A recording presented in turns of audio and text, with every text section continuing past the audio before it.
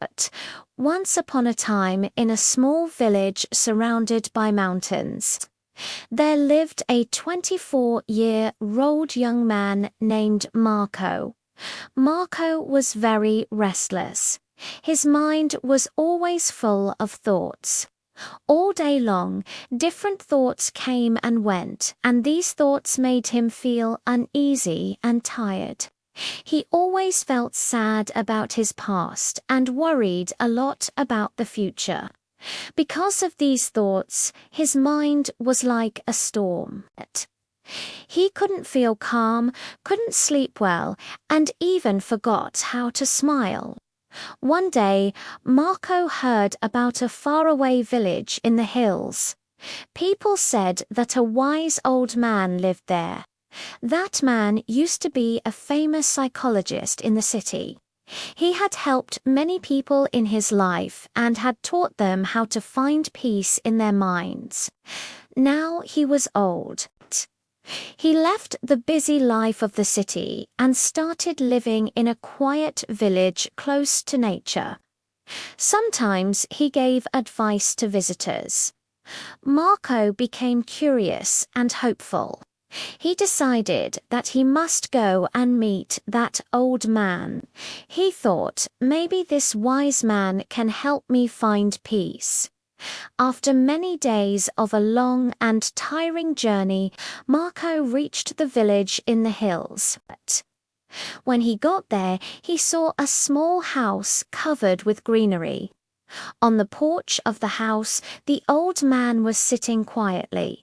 His eyes were closed and he looked very peaceful. Marco walked up to him and said softly, "Grandfather, my mind is very restless. I cannot stop thinking. I want peace in my heart. Can you help me?"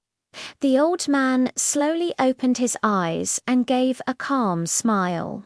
He said, "So you are looking for peace? Then come with me.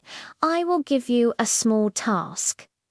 He took Marco to his little yard. Then he filled a glass with water completely full to the top. The glass was so full that even a little shake would make the water spill. He gave the glass to Marco and said, "Walk from here to the edge of the village and then come back. But remember, you must not spill even one drop of water." Marco looked at him with surprise, but he wanted to do his best, so he accepted the challenge.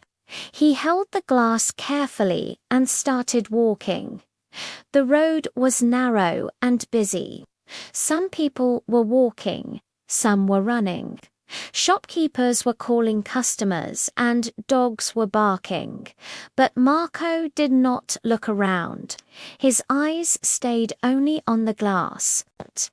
He walked slowly and carefully, step by step. People looked at him with surprise, but no one disturbed him. They knew he was learning something important. Finally, Marco came back to the old man and said, "Grandfather, I did it. I didn't spill even one drop of water." The old man nodded and smiled. Then he asked, "That's good, but tell me, did you see the children playing on the side of the road? Did you hear the dogs barking?" Marco looked surprised and said, "No, I didn't see or hear anything. I was only focusing on the glass." The old man smiled again and said gently, "That is the secret. Something that was always inside you, but you didn't know. When your mind stays in the present moment, then there is no space for fear, no confusion, and no extra thoughts. You are only thinking about the water in the glass." At that time, your mind became completely quiet. You were not sad about the past. You were not afraid of the future. Slowly, Marco began to understand. This was the peace he was searching for. Peace is not something we find outside. Peace is already inside us when we live in the present moment. Marco bowed his head and said softly, "Grandfather, now I understand. If I want to calm my mind, I must keep my mind in this moment. That is when real peace comes." The old man smiled again. The sun was setting and the last light touched the ground. Birds were flying back to their nests. Marco started walking back home, but now he was not the same restless young man. He had changed. He was peaceful inside because now he knew how to see the mind.